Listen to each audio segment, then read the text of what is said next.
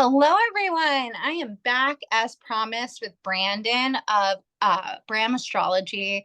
And we talked a couple weeks ago and we did the horoscopes together, and it was so much fun. And we talked about having you back for the Capricorn full moon, and here we are. Yeah. I'm so happy to be here. I really love um just being able to share and talk about this. And I love being able to just be here. Honestly, I love talking with you. Yeah, we always have a great chat. So this one's pretty big. I'm gonna put my PDF on the screen so everyone can see it and we have like a nice little visual. But I really feel like this is kind of um it's hitting the notes of the last new moon, because the last new moon in Gemini was all about emotional maturity. The same in Sybil was about emotional maturity, not going with hormones, fire mind. And here we have a full moon in Capricorn. So we have the sun in Cancer, the emotions, and we have the moon in Capricorn, which is about stability. So I feel like it's touching on these themes again. And the Sabian symbol for this lunation is three stained glass windows in a Gothic church, one damaged by war. So it's an Hmm. intense one. And let's read what Linda Hill had to say about this degree. This shows the need to have a strong sense of self, a strong constitution, or a clear sense of belief in the goodness of the world. This pictures the need to stay strong under the barrage of bombardment. One of the three corners of unity, in this case, one of love, is damaged and separated by the aggressive nature of mankind. With the shattering, the damage of the window, there's often a loss of faith, hope, and trust. Acceptance of love can lead to healing on many levels. As Leonard Cohen says, there is a crack in everything. That's where the light gets in. Careless aggression, where love should be, religious or philosophical differences sparking problems, seeking sanctuary, rescue of endangered holy places, the need for repair, feeling disconnected, a feeling of being under attack, fear based lectures and sermons, terrorism in all its forms, nowhere to run, nowhere to hide, and shell shocked. I think that this is really intense, and I feel like obviously there's war happening as we speak, and it's hard every day, I think, for many of us to have to look at the news and see what's happening in the world. I love that she mentions that Leonard Cohen quote, there's a crack in everything. That's where the light gets in. I also think of that beautiful Lana Del Rey song. I don't know if you're familiar, Brandon, but there's a Lana Del Rey song on her last album, and she talks about the Japanese art of what's it called? How do you say it? Kintsugi? I'm sorry, Yeah, butchering it. yeah, And the idea that like things that are broken, that's how the light gets in. And she's talking about in the song, she references that, but she talks about her grandfather passing away and his last moments and the intensity in the room. But she is fine. It's a beautiful song in the sense that it seems like Lana, somebody who has struggled a long time with these Saturnine issues, right? Like she has Saturn in her first house. It's kind of like this beautiful coming of age moment where you finally see her healing and maturing. So I feel like that might be my recommended song for the next 2 weeks if we had to pick a song for the week. yeah, yeah. I love that, and I just looked up the term. It's called kintsugi. So Yeah. yeah, it's up, and it's a really beautiful way, and I love that analogy and all of what that. There's so much richness in what you just read too.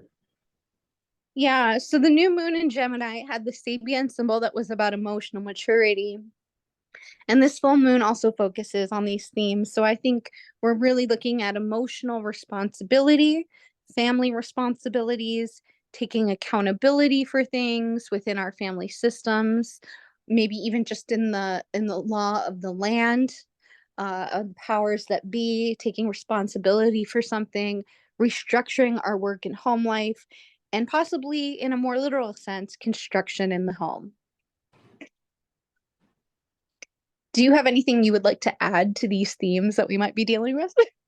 Um, I really think that you kind of hit it on the head with all that emotional responsibility. I think it's a lot about, we'll get out more into this when we get into the chart itself, but I think kind of a lot about the knowing emotional boundaries and knowing where that kind of line is drawn. I think is the only other thing I would really add is like knowing where how much you can or cannot emotionally handle within your family unit or within your career because of that kind of Capricorn Cancer stuff.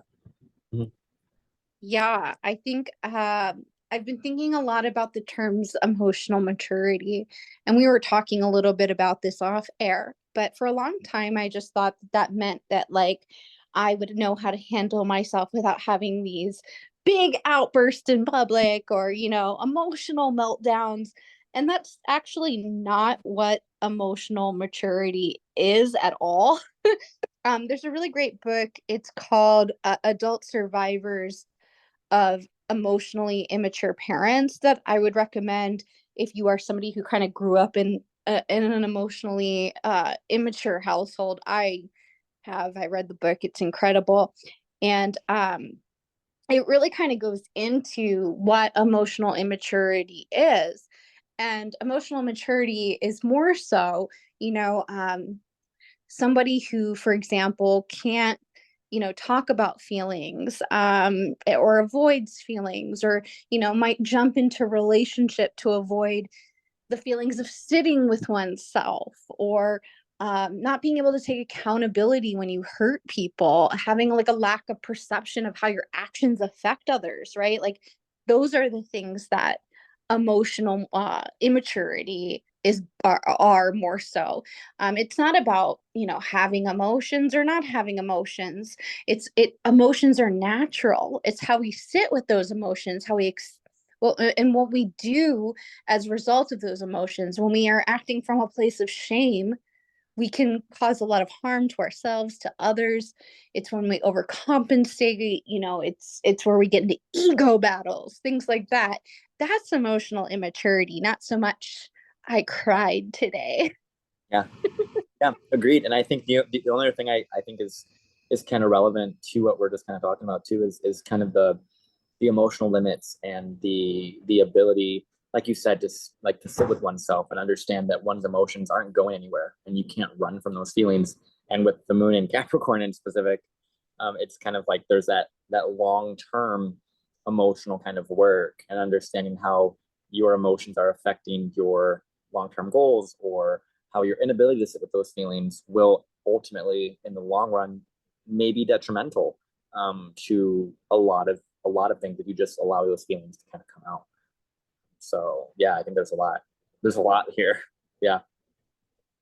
Yeah, I think when I was reading this book, one of the things that the author talks about, her name is Lindsay Gibson. She talks about, you know, distant parents, parents that, you know, constantly choose work or other distractions over, you know, their children, rejecting parents, parents, you know, narcissistic parents would probably fall into that category, self-involved parents.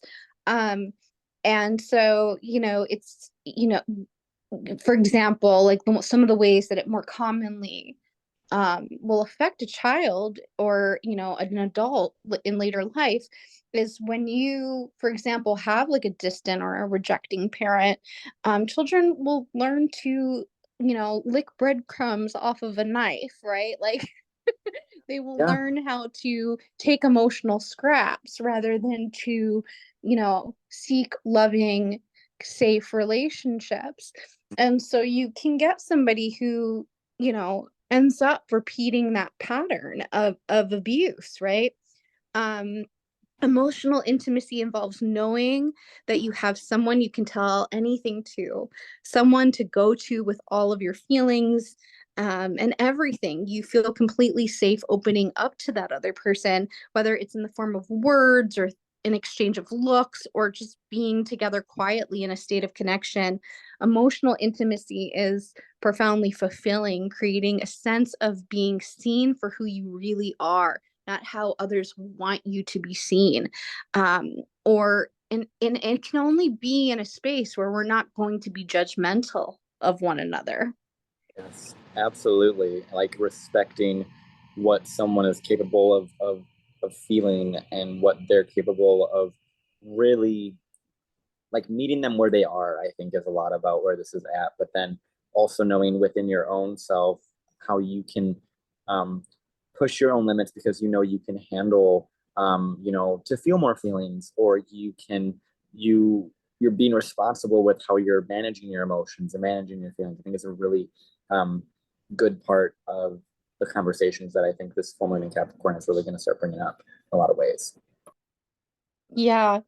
And it makes it hard for you to love and appreciate and respect yourself when you aren't modeled that. And so I think for a lot of people, they can end up, you know, this is how workaholism, starts. I have to be the best. I have to do this. I have to get this result in order to be seen, to shine, to have worth. I mean, most addiction kind of thought or starts with that like thought process. We don't pay a lot of attention in our culture, in American culture, I think, to process addiction, but process addiction is absolutely because it's seen as like, I'm a hard worker, I'm very focused on my job. It's more rewarded in our culture, rather than shamed. But it really can affect people just as deeply as any other addiction, gambling, drugs, etc. Yeah, absolutely. Absolutely. And I think, When we're looking for value outside of ourselves, right? yeah, no, agreed. And I think the thing about this is it's really about being really patient with ourselves and with our growth, and with our time, and with this, it really brings up all those themes related to how we go about taking care of ourselves emotionally and give ourselves that patience and that kindness that we really have to reparent ourselves. That's a lot of what I tend to see with a lot of like Cancer, Capricorn, Moon and Capricorn, Sun and Cancer, those sorts of things, where it's a lot about needing to reparent from a space of like, I know my feelings because I was forced to, because maybe I was neglected, or I didn't, my family wasn't able to see those emotions or sense them, or have the emotional intelligence themselves, which is really common.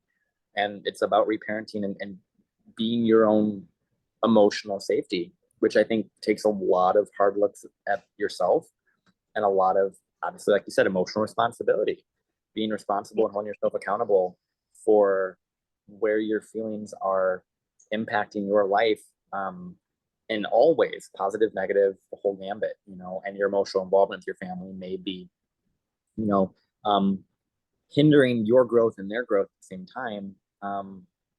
It's about like assessing where those lines, like I said, where those lines kind of are drawn, of what your involvement is willing to be, and what's deterring your own growth, and what's sometimes deterring other people's growth, because we don't talk about sometimes where like if we get so involved with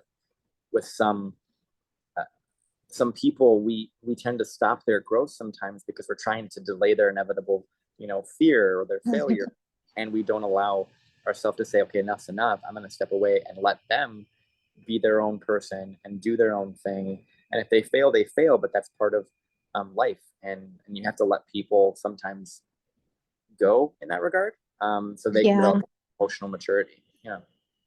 for sure. I think that a lot of people have a misconception about what emotional maturity looks like. And I think um, if you have young children, that's number one before anything else. That should always be number one. We have other components of our lives. We have to work. We have to have, outside friendships. We have our hobbies. We have other things. But choosing your family, I think, is like if you have children, for people who don't have children, maybe that looks a little bit different for you, and that's also okay. I think it's like, what is the most important? I think in our culture, we definitely lose sight of that. Yep. And I think that we're in a place now where we're starting to recognize this more on a cultural level, and take responsibility. I remember even just when I was young, like I'm an 80s baby. And so I'm kind of at that tail end of the latchkey generation, as they called it. And so I was pretty much raised by MTV, right? Like my education didn't come from my parents, it came from the television. I was Yeah. raised by the Bradys. Um, and I'm just now having conversations. My parents have like passed on, but and it's so interesting. Like it's not a conscious thing. It's really coming from the gut, because sometimes it even shocks me when it comes up. But like the other day, I was like laying in bed and I was doing my hair, and I was just kind of getting up in the morning, and I looked at this picture of my dad, and I was like, I love you. I love you so much. Yeah. And I don't have any resentment for you. But damn, why did you do the things that you did? And like I went on with these specifics of, I was like, why did you bring this person into my life? Why did you have to think with your hormones and not with your higher mind? And then Yeah. I started having a conversation with my grandmother, his mother, and I'm like, I wish that you could have raised him. I know that you had the best intentions. You loved your child, but you loved him so much that he never took responsibility for these things. And it was this beautiful dialogue I began to have with my family tree. And like suddenly, as these words were kind of coming out from this very visceral place, I almost saw like this image in my head that was like, weaving all of the little patterns within me into these multi-generational story arcs. And I was like, wow, I truly have profound understanding of what this Pluto transit in Capricorn has been about. Absolutely. Yeah. And I think there's so much within each of our individual emotional stories and our own ancestry and our own family ties and our own, how we are breaking that like ancestral patterning. There's so much in that for everybody. And that's where we Yeah. see a lot during Cancer season, Capricorn season, those that kind of divide there. And a lot of the things that people don't talk about with this is that healing from family trauma is hard. That's difficult. It's not easy. And a lot of people, it's easier to just say, oh, well, that's just how it is, and not do, the emotional work because of how much weight you're carrying, on that, Yeah. on your, like from your ancestors, shoulders and their karma and their emotional skill set. And I think there's so much to be said around this time about, especially because there's two full moons in Capricorn, where Yeah. it's about like what are we willing to put our emotional energy into, and what is worth our time in that regard, and what is going to give us most, like, I guess you could say, return on investments, like in regards to emotional investment, both Hmm. for ourselves and for our family. But it's something where people don't really speak about how much emotional labor it is to do the healing work, and to Yeah. care for so many different people. It's a very, very difficult thing to have that. And I think it's a lot of what's going to be highlighted during this, not just this full moon, but especially the next one. The Yeah, I whole definitely Capricorn. think also just from when you think about like epigenetics, for example, Mm-hmm. like science, we're talking about science. Everybody Mm-hmm. wants us to talk about science instead of all this like woo-woo stuff. So let's talk about science. Yeah. Intergenerational trauma is the theory that trauma can be inherited because there are genetic changes in Yep. a person's DNA. The Mm-hmm. changes from trauma do not damage the gene, but instead they alter how the gene functions. Meaning, what Mm-hmm. does that mean? What does that mean? How do we break that down? Like, that means that we have the possibility of feeling the trauma of our ancestors. And I think, like, in a spiritual sense, I've always known that to personally be true. So it feels very validating. But Mm-hmm. science, especially within, marginalized communities such as the Black community, like where, people were held as slaves for generations, Yeah. we can feel the trauma of our ancestors. So Yeah. when we are willing, open to do that healing work, to put that emotional labor into that healing, we are not just healing ourselves. It is a responsibility, a Saturn thing, that we are taking on for an entire future generation. And I might add, just in a spiritual sense, Saturn, this is especially potent for people who are from marginalized communities, because Saturn are historically like people who were in bondage. So, Mm-hmm. Jewish people are considered to be of Saturn. Black individuals are said to be of Saturn. We have been in, situations where we were held in bondage. Mm-hmm. Palestinians are considered of Saturn. They've been Yeah. held in bondage. Yeah. So, our obligation, our responsibility, the Saturn of it all, is Yeah. not just about us, but it Yeah. is about our family line. And we should hold that into a higher responsibility, in my opinion. I agree. And adding to what you had just brought up of all the different people and specific ancestors and lineages that have been historically um, marginalized in bondage, gone through a lot more. Thinking about how we have Saturn and Pisces, that even more so kind of doubles up on this kind of need to really dig into and talk to our ancestors and our deceased loved ones and all of those, to really understand and see things from, you know, how people on the other side may be able to communicate with us and help us through working through our trauma, because they can see it from a different perspective that we can't, while we're physically Saturnian, right? And it's being able to kind of like ground that and bring that in, so that we can release the bondage. Um, and the more we do our own healing, the more we are then healing our lineage, and in so many different ripples in time, in so many different directions in time, from all of our ancestors and all of our karma. And I think it's really, really beautiful. Yeah. All right, so we're looking at some of the aspects that are happening. Aspects are always plot, I say. So the sun is conjunct Venus and Mercury, but in a T square with Neptune and the moon. The moon is in an applying trine to Mars. Mercury and Venus square the nodes. That's huge. And Venus sextile Mars. Brandon, you're our guest today, so I'd really love to hear your thoughts on all of these different plot lines that are happening at Yeah. once.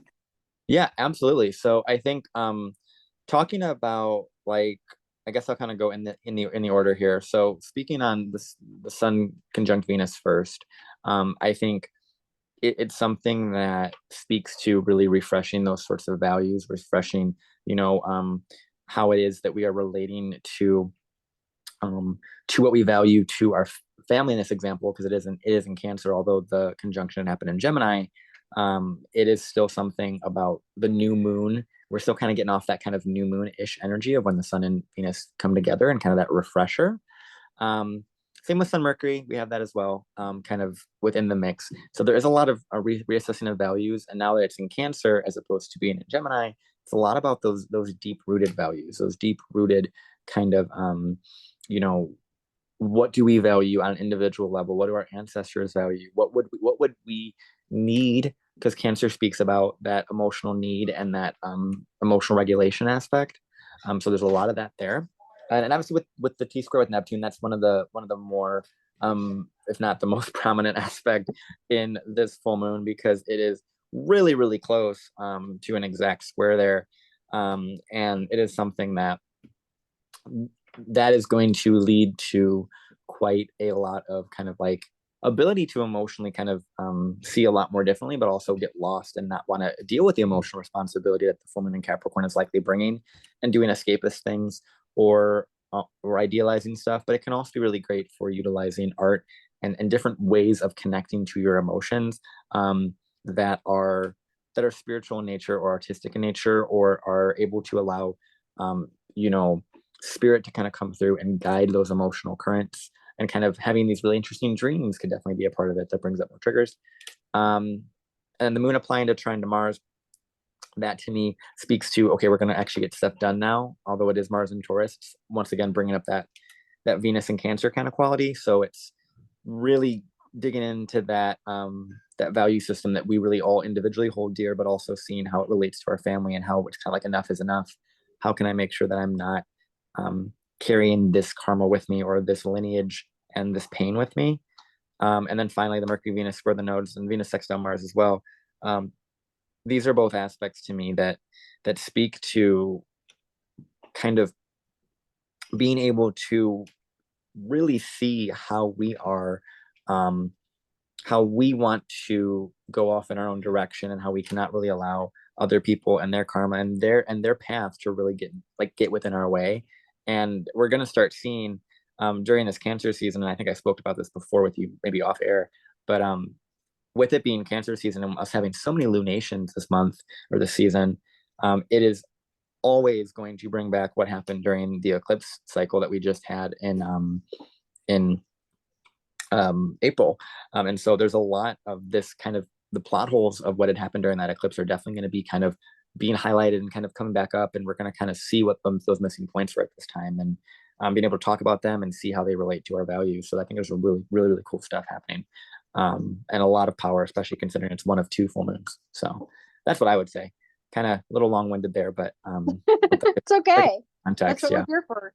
Yeah. I was just thinking about how much Venus and Mercury and Venus, when they get together, they want to agree on something, right? Like, so it's almost like 2 people who are in a mediation, right? So if there's some sort of like argument happening here, there is this need to find common ground. The problem is somebody might be a little delusional with this Neptune. Neptune doesn't necessarily see things clearly, right?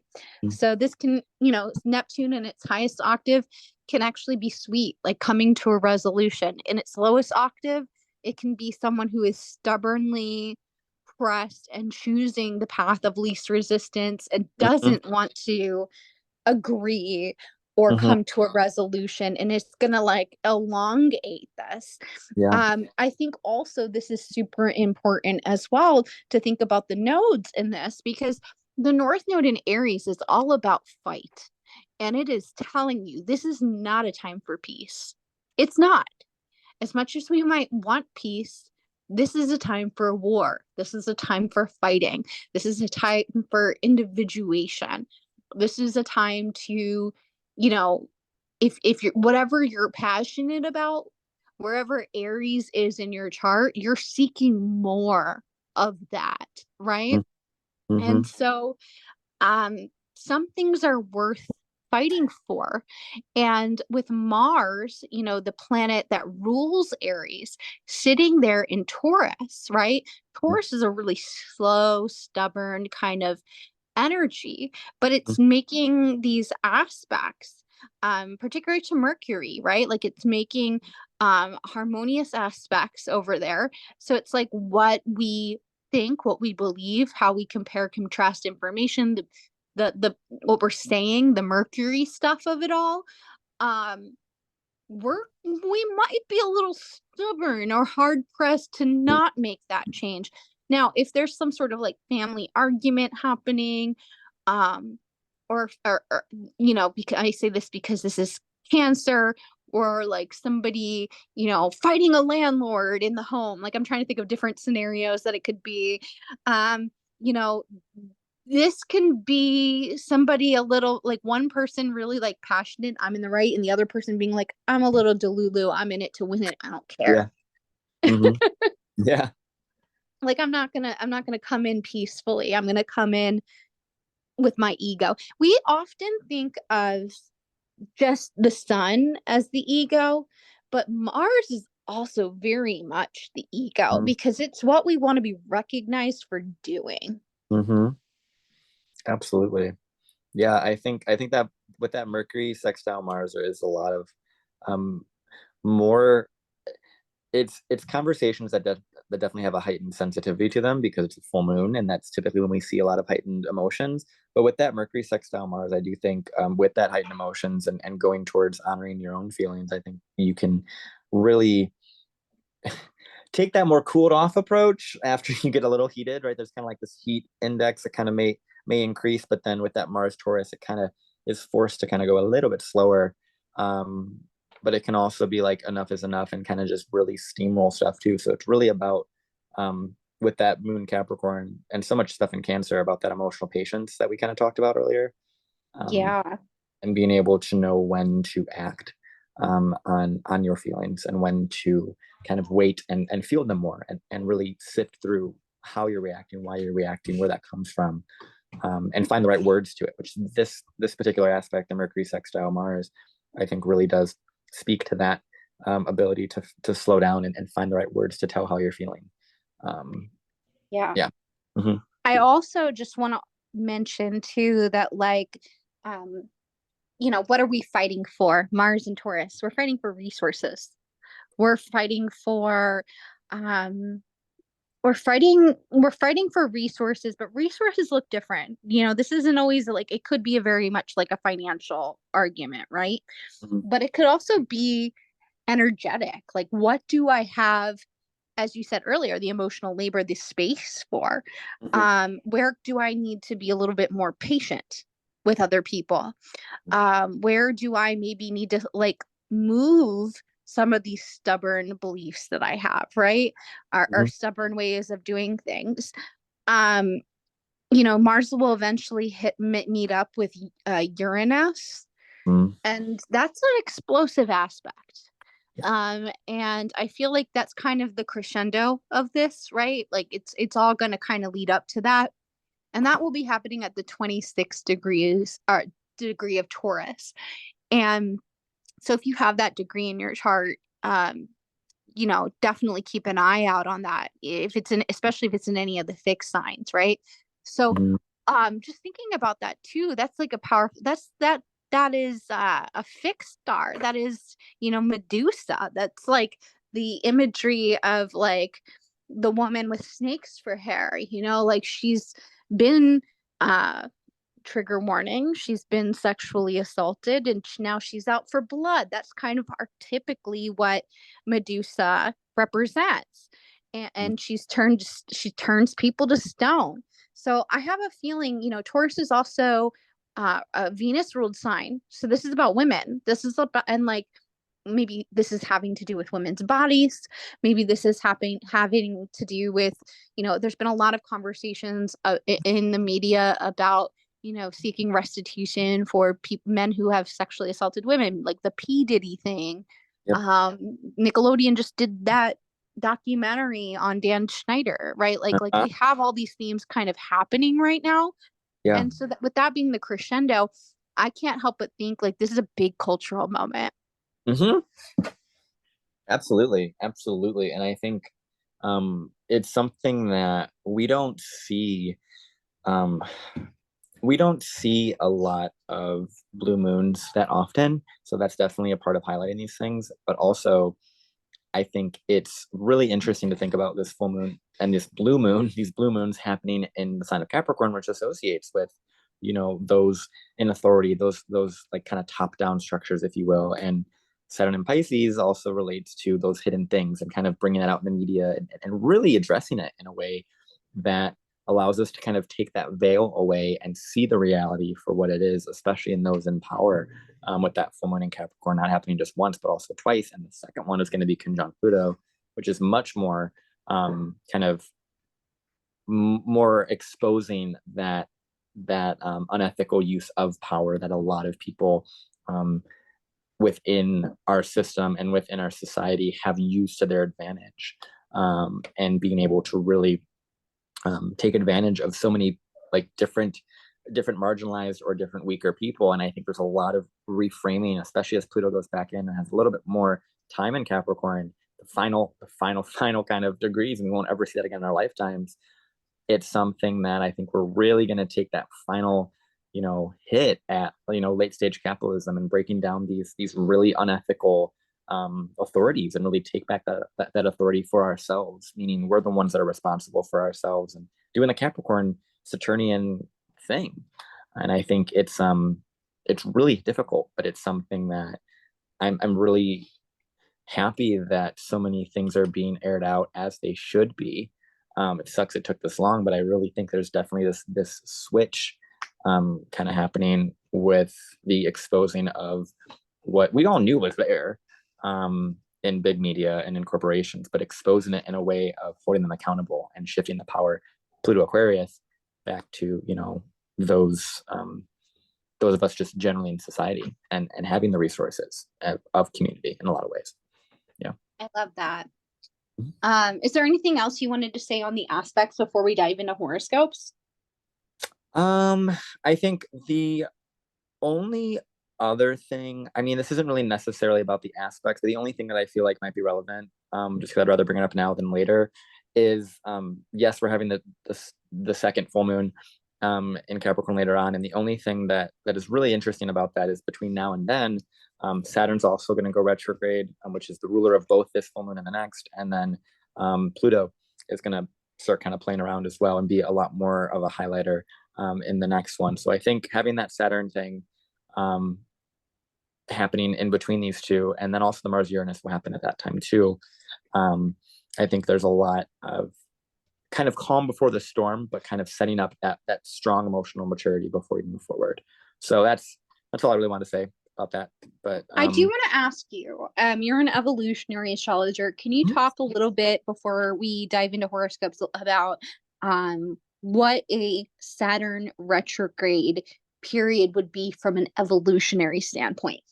Yeah. Absolutely. So retrograde planets typically, a lot of modern astrologers, a lot of astrologers in general, look at retrogrades, every single planet, as this time that is don't do anything, just kind of stop and freeze and don't work on anything, right? When it's Mercury retrograde, it's like don't go out. When it's Venus retrograde, don't go on dates, don't do, like don't live, essentially. There's a lot of fear mongering retrogrades. Yeah, I'm not really a fan of that. But the way that a lot of evolutionary astrologers look at it is this idea of kind of a filtering system, meaning that the things that planet is trying to do are kind of being filtered in a way that only, not necessarily the bare minimum. I don't like using that specific wording, but what is really needed is what resonates. So when it comes to Saturn being retrograde from an evolutionary perspective, it is a lot about kind of reassessing and restabilizing quite often, and that's something that, you know, modern astrologers, a lot of us agree upon. But it's also something where what we are able to stabilize and what we are able to build, it is going to be a lot more stable, and what we're supposed to do for a career is more stable, and what our specific goals are towards long-term goals, what we're doing here on Earth, our, you know, structure, our physical karma, our bodies, anything Saturnian, being able to, one, obviously be more patient with that, but be accepting of what isn't really building and what isn't really sustaining. And so it's a lot about just, I honestly, I have no planets retrograde, and sometimes I wish I did, because it kind of makes that filtering process sometimes weirdly enough easier, because it's like you have, yes, there's more stuff that's not going to really sustain, but at the end of the day, it makes it easier to know what you're supposed to be doing, kind of in a way. Yeah. So that's how I really look at it. It's also kind of this analogy I like to use with Saturn retrograde is kind of like building sandcastles, and then like you build one and then it kind of just gets washed away, and you're learning those kind of boundaries of where to put like kind of the sand, or where to put certain things, and work within those boundaries, and you learn that filtration system, and you learn where those limits are a lot quicker through more trial and error. But once you build something with Saturn retrograde, it's a lot more stable and long lasting in a lot of ways. So that's from evolutionary perspective, that's a lot of how we tend to look at it, is reassessing that value, and a soul that's wanting to go back and make sure they did everything right multiple times over. So maybe a soul that came in and was a leader in these certain areas, but needs to lead with those same gifts in a different area, right? Or a tangential area, stuff like that. Yeah, I definitely like that. All Hmm. right, so here we go. We're diving into horoscopes. Aries rising. So this is pretty big for all of the cardinal signs, but especially this particular lunation will be fairly big if you have planets in those early degrees of Aries. So this is happening for you in house 10. So this is really about your overall goals and how you take authority in your life in terms of authority figures. So this could be like a boss or a mother figure. But there's something here that's really culminating in terms of something you're going after legacy wise. And then the Mercury Venus of it all conjoining in house 4. So there's this support that's coming from home, family, our inner world. Maybe this looks like, the place in which we live. This might be more our emotional landscape. But those emotional places that we have traveled over the last couple of months, there's room here to perhaps find more stability in our finances and Mars in the second house, what we deserve energetically in our exchanges. So I almost feel like this is like Aries either sticking up for themselves in the workplace or with an authority figure or reaching some sort of resolve, maybe even asking for a raise or to have their resources maybe evaluated in a different way. I also think that there is an opportunity here to maybe perhaps, reach a crescendo if you haven't been really treated fairly and have a difficult maybe conversation with somebody about the work that you're doing. Yeah. Yeah, I love that. I think with Aries risings, there's a lot of that emotional patience piece that we kind of spoke on a lot earlier. Mhm. That I think is a lot of what we're seeing, especially because Aries risings have been having a lot of activations over the last couple of months, especially that eclipse, still activating them to say, hey, you got to be you got to stand up for you got to really focus on your own path. And now with that ruler being in Taurus, with your chart ruler being in Taurus and having it pretty well configured, honestly, um, to the full moon in Capricorn, it really does kind of speak to, like you had said, like maybe asking for a raise, going in that direction of trying something different, from a space of I deserve more, I want more, and not just from a space of like financial. Yes, that's a big part of this, but seeing Energetic as well. yeah, seeing what your energy wants you to do, especially because with Saturn and Pisces, being highlighted as well because this is a full moon in Capricorn. You're gonna see like kind of like enough is enough, or these kind of endings that might be coming up, that are like I just feel drained, I just feel burnt out. I feel like I'm being asked to do so much for maybe other people, or I don't have those proper boundaries of saying what is enough for me and what is, what I'm good for energetically, or what's worth my time and my energy. Kind of like the whole piece we said earlier about emotional labor and knowing those limits, I think is what we'll see a lot of with the Aries risings, knowing when to take it slower and when to kind of not be as impulsive. Because now a lot of things are moving into Taurus and kind of slowing that down with that Mars there. So yeah, kind of definitely doing that. And it's also going to bring up whatever happened for Aries risings during that eclipse for this next kind of season here with during Cancer season. So definitely pay attention to recounting what happened during that eclipse period. And same with all the cardinal signs, but I think Aries have a lot to be patient Yeah. with at this time. Mhm. Sounds like your doggy He has is. something to I know say. he The is. dog's like He's a the little. dog's bringing out his Aries spirit. Yeah, he's actually a Mars Uranus and Taurus, so he's actually going through his Mars return right now. So that's part of Cute. this conversation, I guess. He's also a Leo, so he loves to be the center of attention somehow, even though he's upstairs. Hey. Hi, He's great. sweetheart.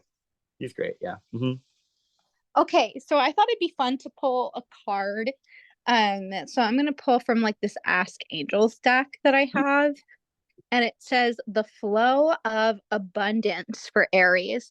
So maybe you're recognizing your value, your worth, you're not afraid to ask for it, or maybe this has to do with more, again, energetics, and coming from a place of like, you know, I have the space to give this sort of quality work here, but maybe not here anymore. So I'm going to put more energy into this area and just kind of let it flow. I would almost imagine, I know this is a Capricorn new moon, but with all this Neptune, right? I'm almost feeling like an image of like, what are you swimming towards? That would be like my question for you. Absolutely. Absolutely. Because you have to remember too, Neptune is gonna this might be a little more Neptunian, weirdly enough, but it's also going to be going into Aries, not super soon, but somewhat soon. And so Aries risings are gonna have a lot that they're gonna kind of be guided towards, and I think it's a lot about swimming towards yourself and knowing how to navigate those waters. I love that. All right, so Taurus rising friends, this is happening for you in house 9. So this is all about, your belief systems, maybe perhaps any sort of, higher learning that you might be doing, university level learning, spiritual learning. This can also be travel, things going overseas. Maybe it's a summer vacation somewhere. But this is also in relation to ethics and what you believe to be true about the world around you. And I have this feeling it feels a little bit like a rude awakening for Taurus rising. What are your thoughts on that? Do you have like, I feel like this is like, oh, maybe I don't believe this thing, and you Mm-hmm. know, or Yeah. maybe No. like I've been taught the wrong thing. Mm-hmm. Mm-hmm. And I think what's really interesting when I was looking at Taurus rising specifically, um, for this lunation, a lot of this lunation for everybody feels like a final kind of bookend for the Pluto in um, Aquarius transit, but also the Pluto and Capricorn transit, like a really big bookend of those, because we're going to have the those two things highlighted at both these full moons. And I think for Taurus risings, I weirdly enough, I was like hyper fixated on the fact that they had Pluto in their ninth for so long. And so I think this is kind of what you had spoken about, where they're like, oh, I didn't really know this was what it was. I don't really know this is what I was taught, or the things I was following, and kind of being your own spiritual authority, right? Especially because with Taurus risings, they also have Uranus in their first right now, and they have that Saturn in the 11th. So I think a lot of this is seen for Taurus risings, who they are listening to online, who they are allowing themselves to um, be influenced by, and follow their own truth, and listen to those sorts of conversations, and really, yeah, just really figuring out, maybe going and going on a group seminar, or learning in a group, something to that effect, especially because Saturn's in the 11th house there. So questioning those beliefs from groups, or finding a new group that's in alignment with your beliefs as well, I think is a pretty on the nose thing for Taurus risings. Yeah.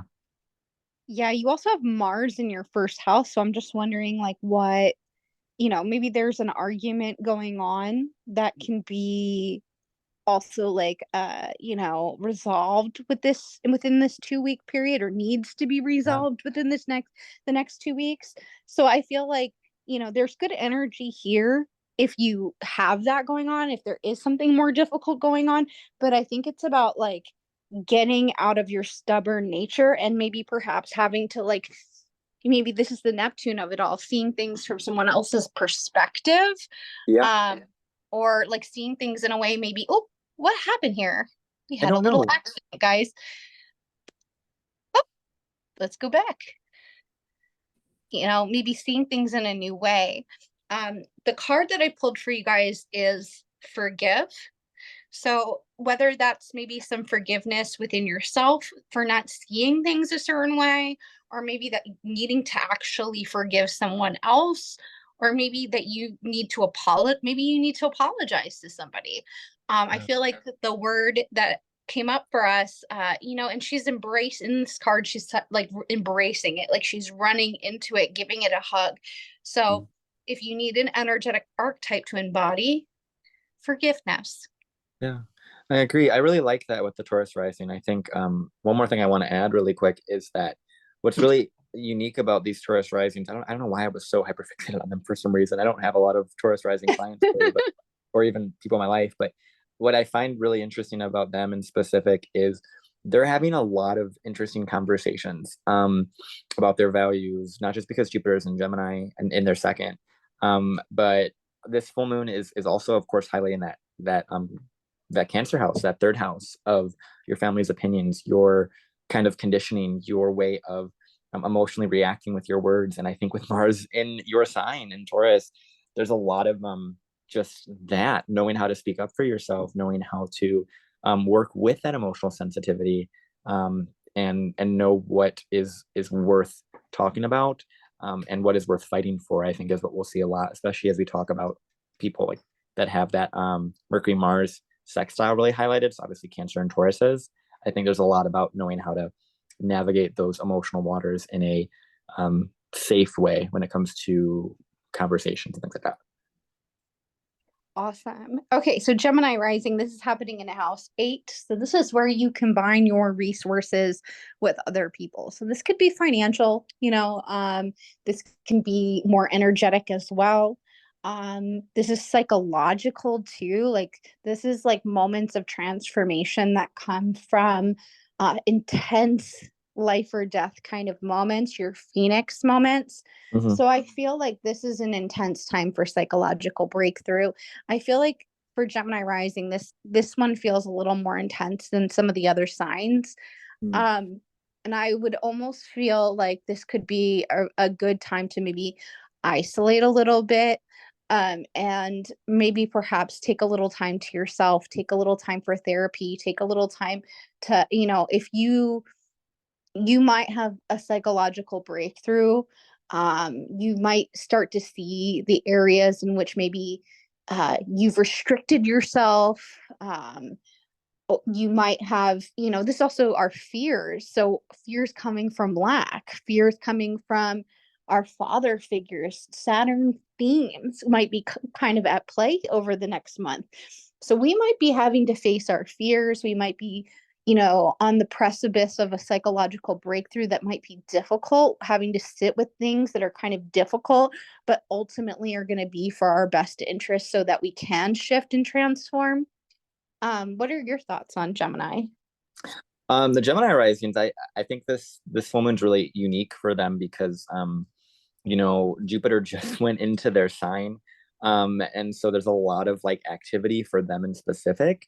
And I think with this, something that's coming through for me in specific for them is like this wanting to, have a new career, especially because this is Capricornian, this is, Saturnian in nature. And maybe wanting to make your dreams some sort of reality and taking that risk with Jupiter on the ascendant, and getting funding for some creative project, especially with that Saturn and Neptune over at that 10th house. Maybe getting a loan, maybe getting support from a system. I think is pretty on the nose for that. Really kind of niche, but I think Gemini risings have a lot of power that they are going to be asked to kind of bring out in a alignment with someone else and how deep they're willing to work with someone else. I think that's part of it. The card that I pulled was right, which I thought was really interesting. Oh, so yeah. This might be a really good time. You're a Gemini rising, so you're probably writing anyway. But like this might be a really good time to like do like a shadow, like I'm almost thinking like a shadow work pull, and just really meditating on that, because I feel like some powerful stuff is going to really come up. Yeah, I agree. Is there anything else you wanted to talk about with Gemini, or should we move to the next sign? I think just for Gemini risings, the only thing I want to kind of just add is maybe finding more, because it's that 8th and 2nd house. I think it's about finding a lot of that kind of financial kind of investments that you want to put your energy into, and kind of exploring, maybe diversifying the way that you're looking at your money or what you want to put your energy towards, I think is really interesting. But it is about how willing you are to be intimate with other people and be exposing in a sort of way about what your dreams are, your goals are. I think it's really interesting. Gemini risings, I have a pretty genuine good feeling about for this woman overall. Nice. Okay. So, Cancer risings, this is a really big one for you guys. Obviously, you have a full moon that's hitting your seventh house, two of them this month. And then you have a new moon that will also be hitting you in about 2 weeks. So it sort of feels like you're redefining yourself and your place in the world. And I feel like the things that you have been committed to in the past, it feels like you're kind of reaching an end point with them, right? The contracts that you have with other people, the relationships that you have with other people, the responsibilities that you have with other people, they've changed a lot, especially since, Pluto went into Capricorn back in 2008. You've changed, you've transformed these areas of your life. Who you are has changed dramatically since then. And so this sort of feels like a final crescendo, like looking back and seeing how far you've come and realizing maybe what you're done with. I've done this as far as I can go. Like I've taken this as far as I can go. This responsibility, this way of what I'm committing myself to, right? Like what I have the time for, what I have the energy for. So this one just sort of feels like maybe reaching this culmination in terms of your daily responsibilities and what you feel you want to commit to. Mm-hmm. What's helping your energy? Yeah, I love that. I think. Go ahead. I'm sorry. Go ahead. Oh, no, continue. I was just grabbing a card and seeing which was coming up for that. Oh, okay. Did you want to do that first before I talk about Cancer rising? Well, you can talk. I'll shuffle them while we're waiting. We'll close it out with a card. How about that? That works. Yeah, that works. So Cancer risings, like you had said, are really going to be activated because there's a lot of planets in there first during this season, obviously, and then there's going to be this really culmination point, like you had said, in that seventh house. And what I find really interesting is there's this thing for Cancer risings where obviously the full moons and new moons become a lot more potent, but now it's being put across from you. It's put in your partners and kind of those that you've related to. And I think there's this really big reassessment of any relationships that you are currently in or that you have been in, and kind of seeing enough is enough, or even really because that seventh house ruler is in that ninth. There's a lot of like really looking back on the meaning behind why you went through those relationships and being able to really extract the belief and the meaning why you had to go through all the different things that you went through, whether it was abusive, whether it was healthy, whatever it may be, and be able to kind of really see it for what it is and see your role in those relationships, especially because you as a Cancer rising are going to be put into that seventh house with other people, as well as maybe reassessing those belief systems if you're in a partnership with your specific partner, and how that may be supporting or maybe need to be reassessed as well. I think there's a lot there. And same like I said with the Taurus risings, because of the fact that this Mercury Mars thing is kind of being highlighted. This is a lot about you speaking up for where you stand in a relationship, or where you no longer want to stand in a relationship because of those things that you now believe, because you're not able to see the truth a little bit more clearly and why you were in it. Yeah, I love that. That feels really spot on. The card that I got was honor how far you've come. Mm. And I feel like and look, it's like a butterfly. Mm-hmm. So, healing isn't always comfortable. And sometimes it happens behind closed doors. And we have these moments where, this might not even be physical, but it can be physical, where we just feel a mess. We feel ugly. We don't feel sure of ourselves. And so this sort of feels like this beautiful butterfly moment where you're like, maybe you're feeling yourself in your relationship. Maybe this is just like, I'm feeling free of this responsibility. I don't have to deal with it anymore. I can let my wings kind of fly off and have a new adventure. So I really like this one. And I think a really good meditation for you is to maybe journal about where you were in 2007. Like, think about how far you've come, all the lessons that Saturn has taught you about yourself, about responsibility, about maturity, about emotional maturity, about family, all of these themes. I want you to acknowledge and write yourself a fucking love letter and look how far you've come. Agreed. Cancer risings, there's a lot of sensitivity to themselves, and I think um, there's a need for them, especially with the new moon coming up in Cancer, for them to really be softer on themselves and be aware of how much they've had to go through when it comes to having that Capricorn seventh house, especially with Pluto being there now. This full moon, a lot, but it feels really good for them. Awesome. Okay.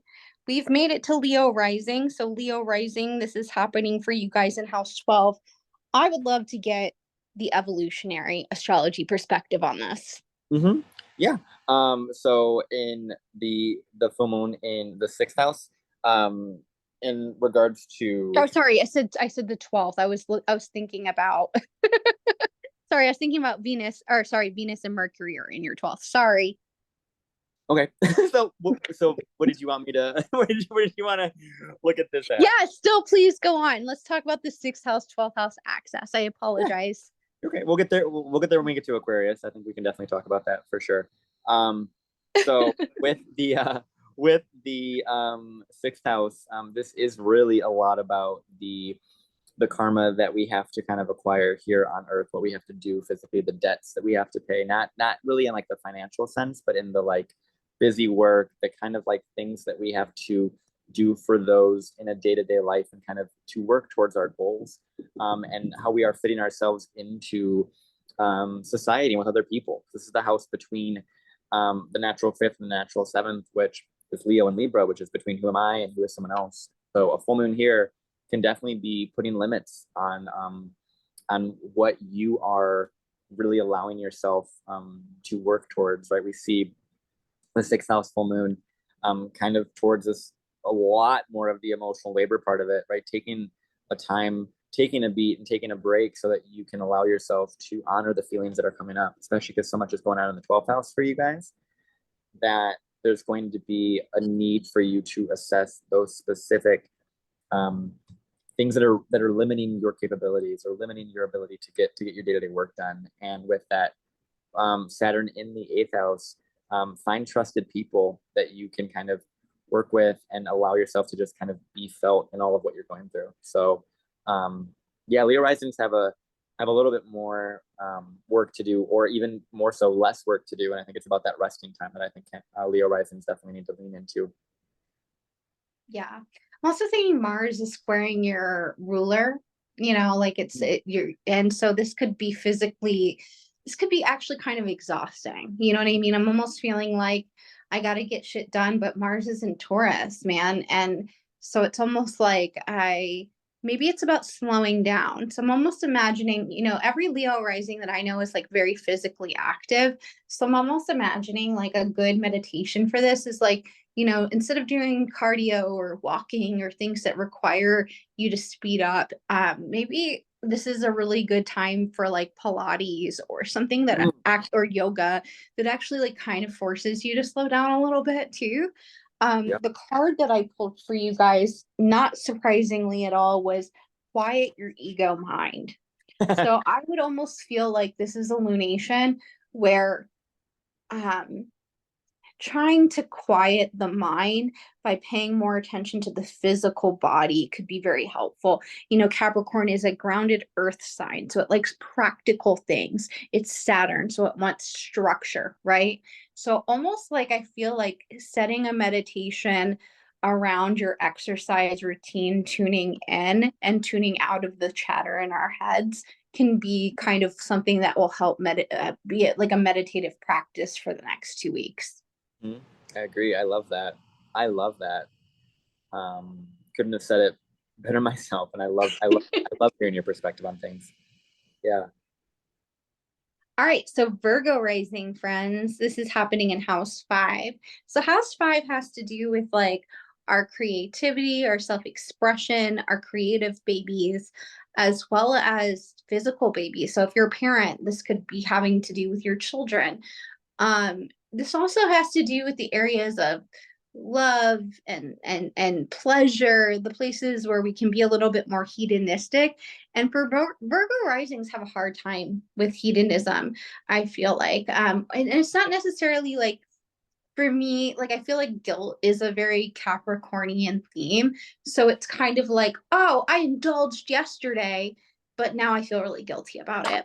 So Mm. I feel like releasing any sort of guilt that you feel about, you know, not doing things a particular way would be like a really great meditation for this.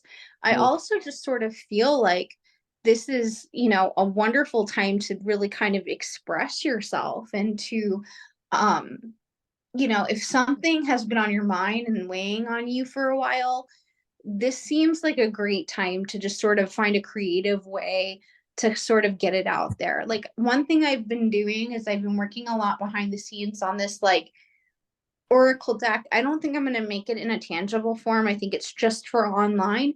So I have no intention of making money off of it. I don't need to make money off of it. And so much of my life has been around like survival. So having to create content that helps me survive. And so I've been finding a lot of freedom just like doing something because I love to do it. And taking that survival mechanism out of it and just knowing that like these other things that I am doing, they will support me because it's getting back to just like my voice. Yes. Yes. I love that. And I always love hearing the Virgo rising horoscope from a Virgo rising. I think it's so much more impactful. And I think as a Virgo rising yourself, you have a lot of context that I think is really important for most Virgo risings to listen to. Because that fifth house Capricorn definitely, I see a lot of Virgo rising clients that have had that kind of shame around what they're creating and that shame around those things. And what's interesting is with this full moon there, it's kind of like bringing up the not every creative thing and not every part of you has to be plugged into capitalism or plugged into a system that is, not really, that's just trying to churn out money. I think there's a lot of be patient with yourself as you reassess your own kind of self value, self concept, those things. And with Virgo risings, they're also having that Saturn in the seventh house.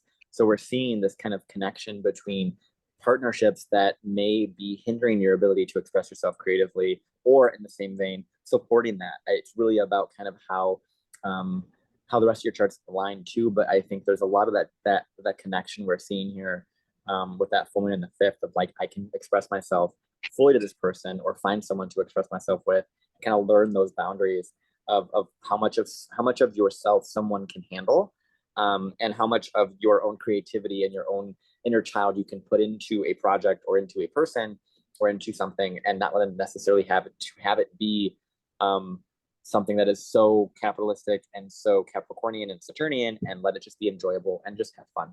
I think that's something I Yeah. really would urge all the Virgo risings to kind of have and lean into your network because of that 11th house Mercury thing going on right now too. I think that's definitely going to help a lot of my Virgo risings. I think for certain Virgo risings that might be having issues right now, either within like a friend group or might have issues with a child or any other fifth house significations. Fifth house can also do with like the marketplace. So it's also like if you're like an entrepreneur, right? Like there's something maybe new kind of that's coming with the new moon in Cancer. But it seems like there might be like perhaps an opportunity here to mediate to get the resources that you desire as well, as long as you remain open and willing to negotiate. But I think if you remain stubborn and fixed, this is like gonna kind of, that's where the delulu part kind of maybe comes in. Mm-hmm, So mm-hmm. having a real, like Neptune is in your seventh house, so having a realistic assessment of partnerships and allies, or Mm-hmm. um if this is like a fight, this might be an adversary then, right? The seventh house can also be our adversaries.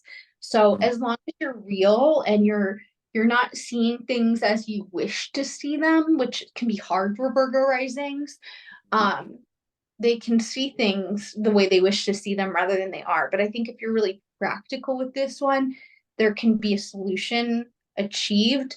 I see for those Virgo risings who are not willing to, um, I don't know, see things accurately, this could be a huge moment of getting burned or possibly like shooting yourself in the foot. Yeah, absolutely. And I think that's something where a lot of this full moon, not just with just one but two, it's gonna kind of hit that Capricorn house not once but twice, and it's also going to re-highlight that Saturn that's still going to be in Pisces in that seventh house. So I think whatever difficulty a Virgo risings may be dealing with other people, I think um, they're having a lot of kind of restructuring with that right now that's able to help them in the long term have those firm boundaries when assessing and dealing with similar situations that are involving children or fifth house matters. So I love it for Virgo risings in the long term. So the card I pulled for you guys is emotional clearing. So this sort of feels like something is moving out of the way, or you're going to have to contend with something that's getting moved out of the way. Then maybe this is positive. Maybe this is like an old issue that, has been going on for a while, and there's an opportunity to finally like work it out or mediate it. Um, Maybe this might mean meeting your devils in some way, but having to like wish them farewell. Mm-hmm. So yeah, again, I love this Ask Angels deck. It's so cool. It was Mm-hmm. gifted to me a couple months ago, and I've been trying to use it more. So if you like this deck, Ask Angels. Let's get our chart back on the screen where we're at. We're with Libra rising now. Yep, halfway there. All right, Libra rising. So this is another big one for you guys too, because this is squaring you. This is challenging physically who and what you are and how you appear. And but you've been having these eclipses going on you for like a while now. You're gonna have them continue for the next year. So this isn't anything necessarily new, but maybe you're figuring out where you want to be. Maybe you want to figure out how your living situation, family situation. Something might be culminating there. If also this can be like our father figures, so this could be like a culmination in a father's life that's coming to a head. Um, it feels very much like a big crescendo, like the things that are getting changed or moved around in terms of our home, family, or emotional center are paving the way for us to step into this like new role in relating to other people. Yeah. I think Libra risings, they're having this, like you said, like they're having these eclipse activations that have been really heating stuff up for them in who they relate to and how they relate to other people. And I think this full moon, because they are so cardinal and they're one of the four cardinal signs, they're going to get pretty activated by this, especially considering they are the missing key component to that kind of T square that we talked about in the very beginning with that Neptune. So I think it is really important for Libra risings to kind of see their role in a relationship or their role in their emotional involvement within their relationship in a way that is clear and really trying to be more clear with those things. I could also see Libra risings having more of a strict routine and kind of a balance between that work routine with family and their own life, that kind of work-life balance. I think we'll see that a lot with a lot of the cardinal signs. But I think with Libra, it's a lot about really working on knowing when to say enough is enough with that family limits, and knowing when it is infringing on their work and affecting their ability to go to work. Right. This is kind of the highlighted point of taking your work home with you. That's kind of what a lot of Libra risings tend to do because of that Capricorn fourth house.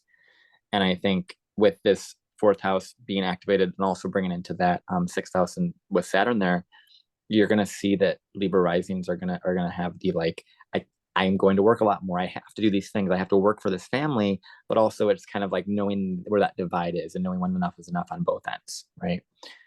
So I think it's pretty loud for them. They have a lot of activations. Yeah, so the card that I pulled was crystals. Hmm. So if things feel overwhelming during this time, maybe reach for a Saturn ruled crystal, like any sort of, usually like black stones are really good for Saturn. So like a smoky quartz, an onyx, a black tourmaline, all of those can be really calming for Saturn's energy. Also amethyst, one of Mm. my favorite stones. So maybe these are great stones to work with during this period of time. Hmm. Yeah, I love that. All right, do you want to take Scorpio? Oh, sure. Yeah, I'll take Scorpio. So Scorpio risings, you are having a storm happening in your third house. And you have quite a lot of activity going on specifically related to communication and conversations. So where we talked about, the Taurus risings having these really important conversations and kind of knowing how to work with those sensitivities. I think for you guys, Scorpio risings, you guys have a lot of um of interesting relational stuff coming up right now, especially because your ruler is in your seventh house. It's opposing you. So there is a lot more of a likelihood of adversarial kind of conversations and knowing when to, once again, draw that line, but in a way that is um, really saying that I don't, believe the way that this person is speaking is, really, really supportive of my feelings or really supportive of what I want to do. And kind of taking it a little bit easier with those sorts of conversations with other people. And also part of this too could be weirdly enough, like having creating a creative project specifically with a partner, and kind of finding and writing those sorts of things and working on those things, and working on collaborative kind of conversations towards a creative goal and a creative endeavor because of that third house ruler being placed in that fifth, and kind of signing those things, exploring those ideas with somebody that you trust, and maybe having someone come to you with Mars, or you being involved with someone's life in a way of like, hey, let's get on this project, let's try this thing, let's really create more content. There could be a lot of that with for Scorpio risings in general because of that fifth house Saturn right now. But it's about collaborative sorts of efforts, collaborative content, maybe collaborative teaching, collaborative sort of writing, but also sharing your really important opinion with Capricorn, third house, and Pluto being there. So yeah. Yeah, the card that I gotten was Awakened Creativity, which actually makes a lot of sense with what you were saying. So I Yeah. feel like this might feel a little bit like a creative burst. Maybe you have something to say. Maybe if you can't say it to someone's face, you can write a song, you can write Mm-hmm. lyrics, you can write a poem. I feel like that's really good. There's like almost like a channeling that's happening here if you are an artist. Absolutely. Absolutely. I love, as a Scorpio, I'm a Scorpio sun myself, but this is really, really interesting to see how the sun sign can also resonate with, like, with these sorts of horoscopes as well, because I definitely resonated with all of what I just said as well. So that's actually pretty fun. Yeah. I love that. Yeah, I mean, if it may be like with the moon, it's more emotional, or maybe Mm-hmm, this is what's mm-hmm, going on with your family at the present time. But you can always, by all means, like find what resonates for you at home and mm-hmm. and listen to that. I think that that's more important than anything else we're saying. Find what resonates and stick with Yeah. it. Yeah. Agreed. Do you have anything you want to add to Scorpio rising before we move on to Sag? I think we covered it. Let's talk about Sag. Cool. Okay. Sagittarius. Okay. So, ooh, sorry, my glasses are like a mess right now. Okay. Um, so yeah, you guys might notice that I'm wearing a different pair of glasses than I normally. I've lost my clear glasses that I normally wear. I can't find them anywhere. So I've been wearing this old pair. Um, so yeah, Sagittarius rising. This is happening in house 2. So this is a house of like your finances in terms of your energetics. I feel like there's something kind of culminating here in terms of like what maybe you've been saving towards, if you have Mm-hmm. been because you know Saturn is like a very restricting conservative sign, so maybe you've been saving for a Mm-hmm. particular thing and this is finally like able to happen now. I also just feel like there could be, you know, hitting a crescendo in your work life in terms of like hitting some financial goals, maybe even an opportunity to make more money. Mm-hmm. I think that there's support coming in through the eighth house. So if you were doing, for example, if you're Sag rising and you're doing some magical work during this Mm-hmm. time, I think this could be very beneficial. Mm-hmm. If you're Sag rising and you work in like eighth house professions, like maybe you are a therapist, maybe you are a sex worker, maybe you are, what are other eighth house? Like maybe you're an accountant, right? Mm-hmm. Like A how detective, funny that these are a all things that surgeon. would fall into the same house. Yeah. But like this could, but this could be very good for your finances, or if you're trying to Mm-hmm. find work doing those things that I just mentioned. Um, when I look through my cards, let's see, I'm gonna give this a little shuffle. Why don't I give these a shuffle while you talk a little bit about Sag? Sure. Yeah. So Sag risings, I think this is pretty exciting for you guys because of that full moon. You're having two full moons in your second house of your values, your money, your finances, which has been taking a large transformative thing while Pluto has been in that sign since 2007, 2008. And so a lot of the Sag risings, especially because you guys have that Jupiter in your descendant, this is where you're really seeing that someone else's opinion can really help change your values in a lot of way and how you're making your money. Different collaborative efforts as well.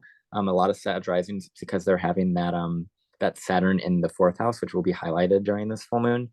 I can see that there's a lot of like new money coming in of like, okay, now I can move out. I can move, into it doesn't necessarily have to be an expansion, but it can be an opportunity of moving in with somebody that is able to fix your financial situation as well. I think there's a lot of growth there. And Sag risings, I think, have a lot of opportunity for collaboration as well, just like Gemini risings. But this is more Sag being led by someone else, and then seeing how that can affect their financial standing, essentially. Yeah. Awesome. I got manifestation, which I feel Hmm. like is pretty self-explanatory. I feel like something you've been working towards is kind of start to bear fruit. Mm-hmm. Absolutely. Absolutely. I love my Sag risings. They have such a lot of really cool activations with that Jupiter transit happening for a whole year. Yeah. Yeah, exciting stuff, guys. All right. I hate how it goes back when I put it back on the screen. That's so very annoying. Sorry, guys. Um, I work from my phone. It makes it a little complicated. So you're a Cap Rising. Do you want to talk about Cap Rising or should I start? I will. You can start. I want to hear what you have to say first before I want to bring up my own story. Okay. So for Capricorn Rising, obviously it's all about you. You are the main character. So I feel like this has been an ongoing story. I want to talk about that a little bit. There's been an ongoing storyline since 2008 when Pluto moved into your first house. Mm-hmm. And through that period of time, you've learned about personal power. You've learned about how quickly things can dramatically change our life overnight. Mm-hmm. We've learned how to hopefully get our power back from people who've taken it from us. Mm-hmm. And it almost feels like a hero's journey in a way. Like you've faced almost all of the challenges and you're just kind of in that you've left the ordinary world. You've gone on and you've met the mentors, you've met the allies, you've gone through the challenges, right? Mm-hmm. And now it sort of feels like some of the last movements in the Star Wars that is your life. So Mm-hmm. I feel like this feels very much Luke, I am your father. Yeah. Yeah. And Saturn is the father. So it almost Yeah. feels like there might be some sort of storyline that's happening in terms of maybe it's very literal, maybe it's a father figure, maybe it is Mm-hmm. um, Yeah. relationship wise. Yeah. And you're realizing you're having to be the authority figure now and maybe like your dad did things one way and now you're doing it this way, or you're becoming the dad. Mm-hmm. And for some Capricorn risings, this could be like authority in your career. This could be, Capricorn, there might be some Capricorn risings that got sober or left something that wasn't Yeah. helping them in some way. And it sort Mhm. of feels like this is the last shit that needs to be taken care of. Excuse my language. Hey, Pluto was involved, so I get that. That makes sense.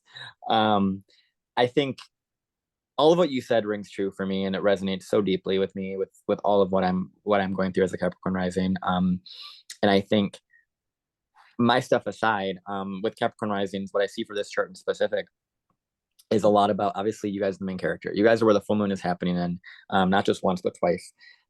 And so there's a lot of main character energy, a lot of focus around you being the one that is stepping up and having your authority. And what's interesting is that you have so many activations pulling you into that seventh house as well, of partnerships and the public, of how you work with the public.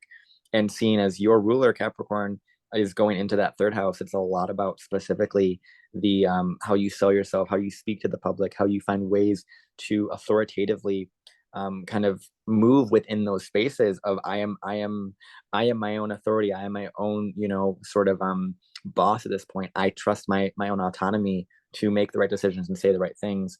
And so a lot of Capricorn risings are going to have a lot of main character kind of moments of a lot of culminations, not just once but twice, in different areas related to who they are, who they want to be, where they want to be, and what they want to go after. And it comes a lot from them being able to speak up for themselves and tell their stories with that Saturn in that third house there. And so it's I'm I'm not even going to get into all of what it is for me, but it is something that has been very on the nose with stepping up for my own authority, and a lot of really main character, really big changes in my own personal life that are highlighting a lot of like stepping into your own adulthood and your own stuff, relating to yourself in a very empowered and different way, especially because Pluto has been there for a long time, wanting you to be empowered and trusting your own autonomy and stripping down all that ego and all that misuse of energy that wasn't necessary anymore, and find the right words for it, and find the right way to further expand your knowledge with Saturn in your third, to help you kind of speak more to the public and speak better to your partners, and who you can involve yourself with and cannot, and have those strict emotional boundaries. So yeah, I love Capricorn rising. Obviously, I have a lot to say, but yeah, I think there's a lot here, and I'm I'll get back to you when these two full moons are done, and we'll have a whole other conversation about how that was. So, but yeah. Really recommend doing some body work. This is going to be physically kind of exhausting. Even if so I got like a dry brush, which is like really good if you have like sensory processing stuff. And so like something like, even if you don't have money to get like a Reiki session, maybe just sitting with a Reiki video on YouTube and just kind of taking a dry brush, something similar, and just kind of tuning into your body. This helps me so much when I'm stressed out. And it also helps ground me back into my body. Yeah, the body is such a sensitive thing, and especially with like a Saturn ruled chart, your body is going to have that natural sensitivity, and with the full moon being there, it's going to bring up, there's a lot of ability to do a lot of lymphatic drainage in those areas during the full moon in your first house. And that's something I will actually be planning on doing as well, to kind of help further along my health and have a lot more longevity with a lot of things.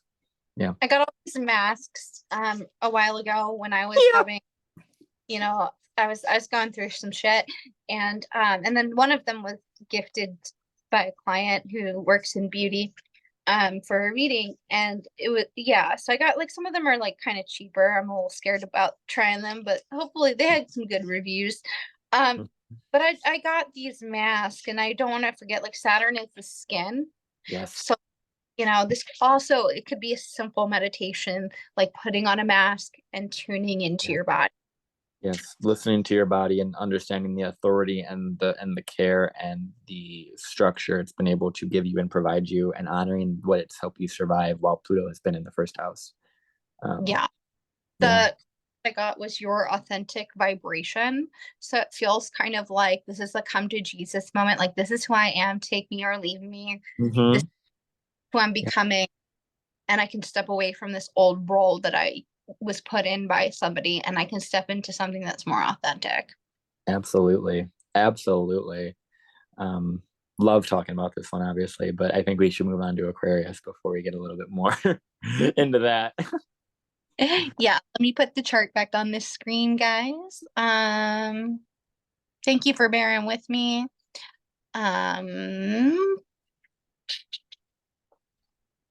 It's hard for me because of my site, like I have to put the chart to the screen, so sometimes I don't want you to see up my nose, guys. Like you don't. Sorry about the chart going and disappearing. So yeah, Aquarius rising, friends. This is happening in house 12. So this is like all about your subconscious, things that are happening behind the scenes that you're maybe not necessarily showing anyone yet. I'm just an Aquarius sun and moon, and I've been working on a lot of like creative stuff behind the scenes. So like that's where my head sort of is, but also like mental health wise, like this sort of feels like um I want, if you're an Aquarius rising, I think it's super important for you to find someone that you trust during this time that you can have to co-regulate, because I feel like this one can be very intense for people who do struggle with mental health stuff. Like this could be like a little bit of a depression kind of coming into play that was maybe a little unexpected. I also just think that there's an opportunity here to really talk about it, and like through that talking and making sense of things, or maybe getting an outside perspective, there's a way to maybe step out of that. Yeah. Yeah. I think I agree with the mental health importance. I think that's true for everybody, but Aquarius risings, this is going to be highlighted quite often.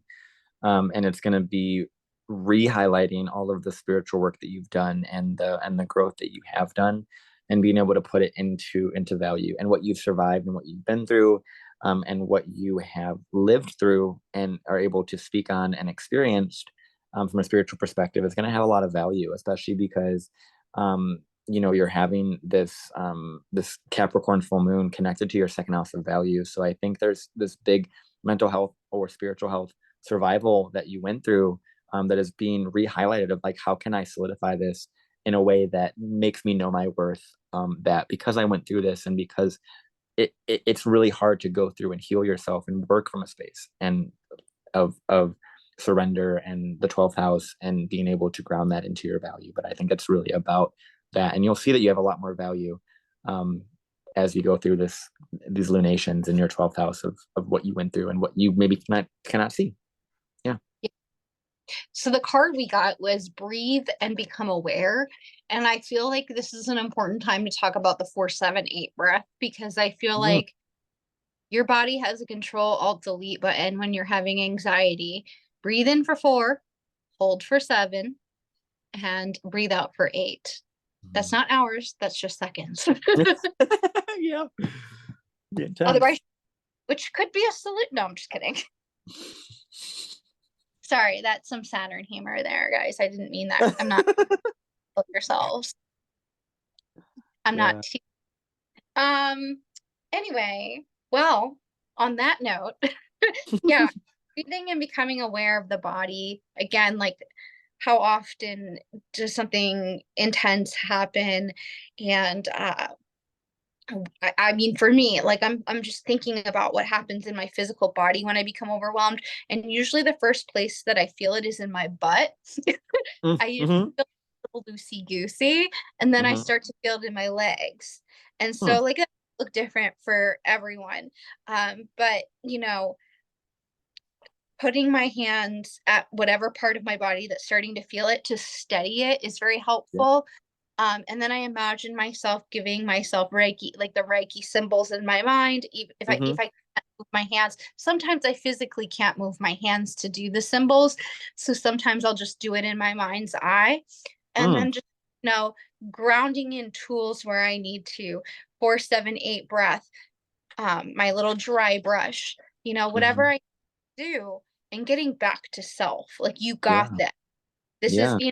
Capricorn's also the tools, and so it's about collecting mental health toolboxes. Yeah. Uh, yeah, so I think that this is a great time to like create a toolbox too. So an example, my dear friend is going through a divorce, and it's been very stressful. So I created for her something in her notepad app where on the days that she needs to physically go and do something, there might be some exercises like yoga about for releasing trauma in the hips, right? For those moments. Sometimes there's also like breath work for the moments where you just need breath work, Reiki for the moments that you need Reiki. And so I made all these little videos, and some of them were like silly, like for moments you just need to fucking laugh at something. Here are some TikToks that are really cute.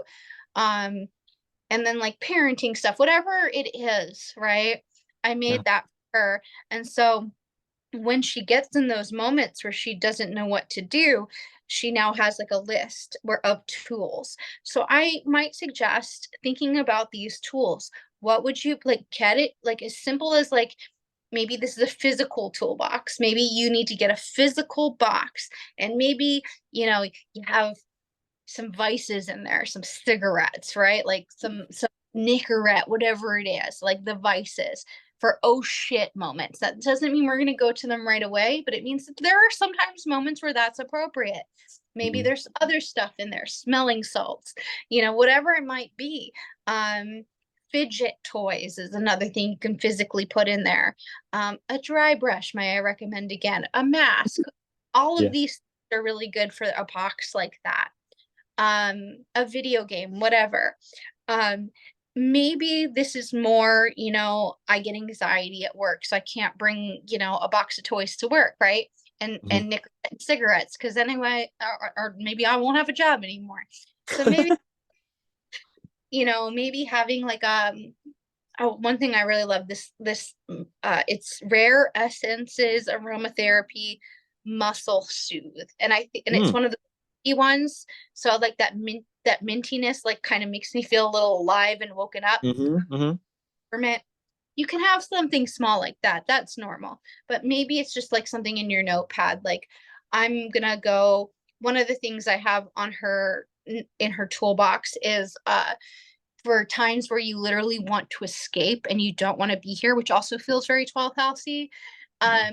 And it's like videos like walking tour of Italy, or like Mm. through a neighborhood in Durham, just something really Mhm. peaceful. So I found a bunch of interesting ones. So if you want to physically be somewhere else and you can't and just isolate, watch a 3-hour walking video of Rome. Hmm.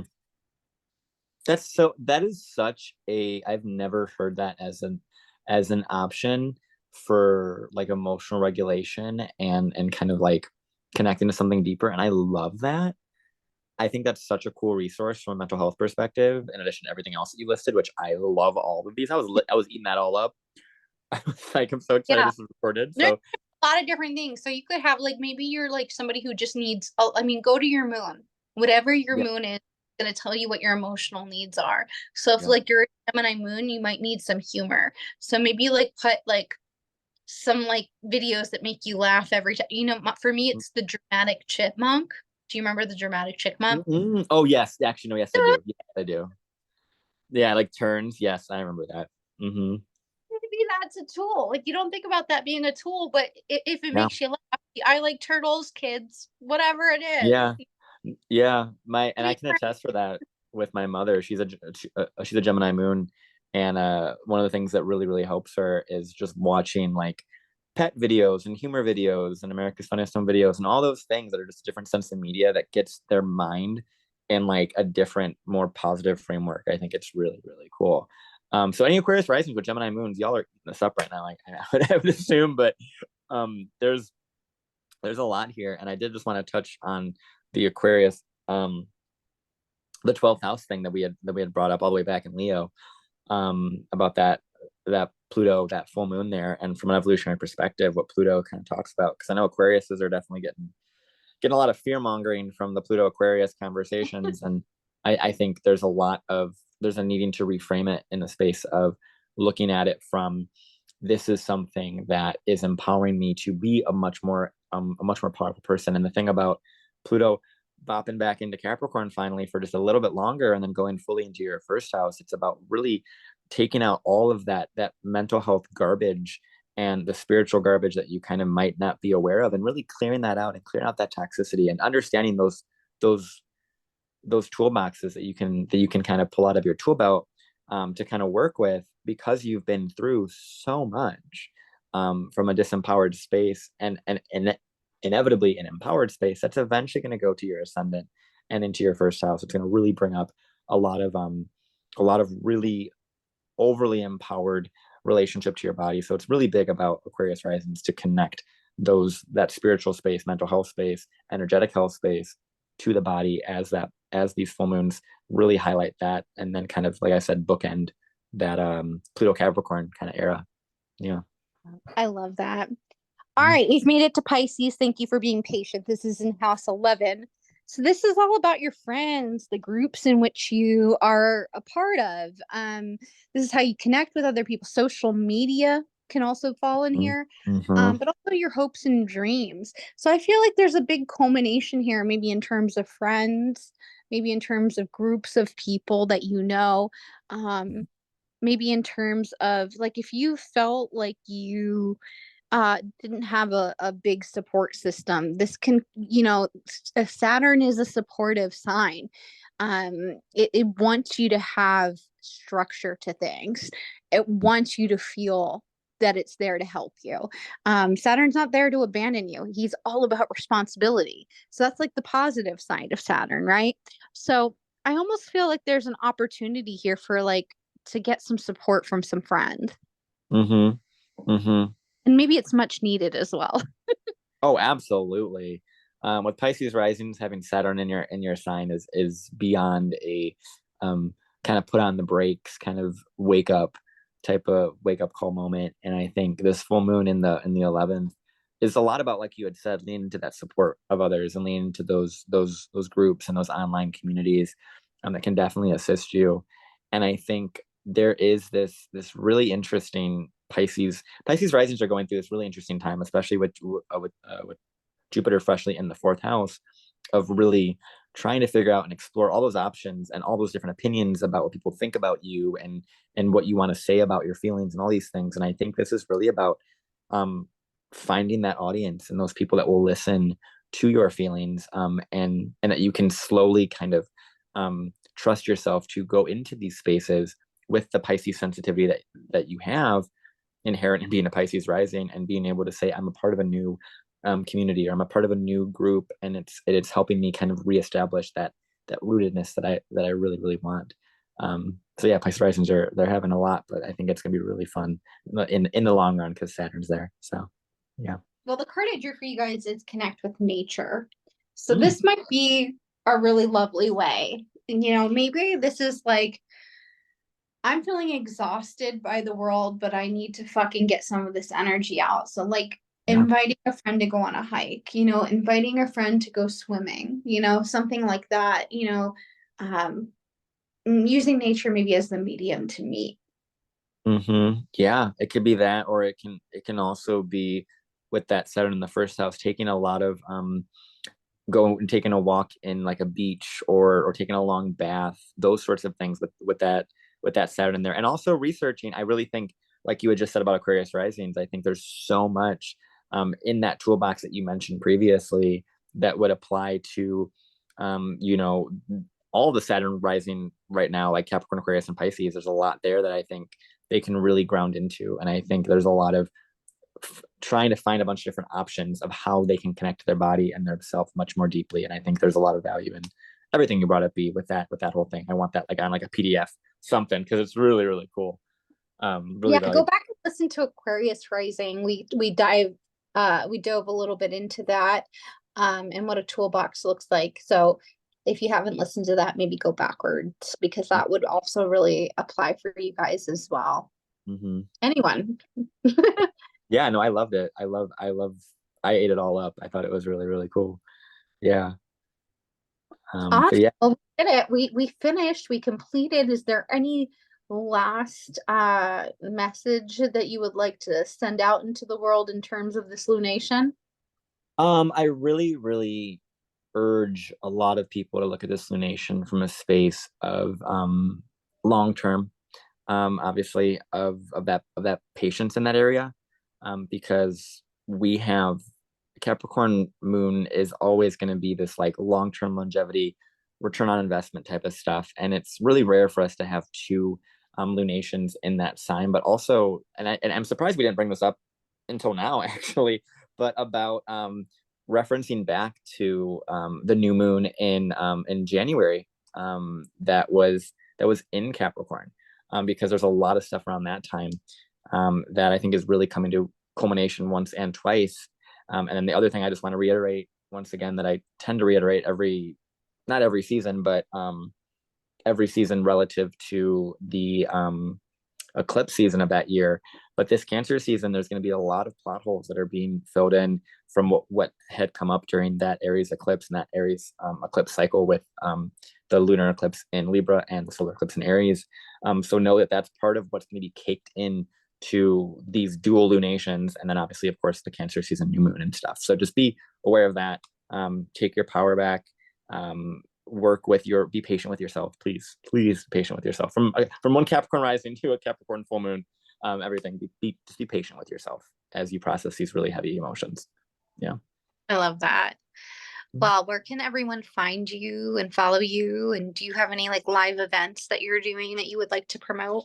yeah. So you can find me on bramstrology.com. So that's my website, or Bramstrology, BRAMSTROLOGY, on Instagram as well. And yeah, right now I'm doing a lot of content on YouTube. So I actually just finished Gemini week, so I'm doing a whole week of every planet and every sign. So I just went through Gemini week. I'm going to be doing Cancer week, and get that out during Cancer season. But obviously, as I'm sure you know, and I'm sure we've mentioned here before, is I'm going to be doing a dynamic duos mutual reception and astrology seminar. So that's going to be a whole thing that we're going to be doing on here. So that will be coming pretty soon. So I'm really excited about that. And that is a whole description of what mutual reception is, how to go into it, and that will actually be found here, which is pretty awesome. So look out for that in the very near future. And so yeah, that's pretty much most of it. I obviously have my books are open. I'm kind of reassessing and reevaluating some of my scheduling because Capricorn rising, a lot of what's going on with that. But yeah, my books are always open. I'm really doing a lot of stuff in Chicagoland area, obviously. So if you're in that area, this is where you'd be finding me with events. But other than that, yeah, that's really it. Just a lot of activations, lots of busyness, lots of content. So yeah. Mm-hmm. Awesome. Well, thank you for being here. And guys, we'll be back second full moon in Capricorn soon. And I'm really excited for that recording. So expect that soon too, guys. That will be with Jordan Smith, the evolutionary. She's coming back for that. And so I'm super excited. And yeah, go follow Brandon. And I hope you guys have a really safe and lovely full moon. And we will talk soon. And I look forward to your dynamic duos talk. Oh, I'm so excited. Awesome. Thank you.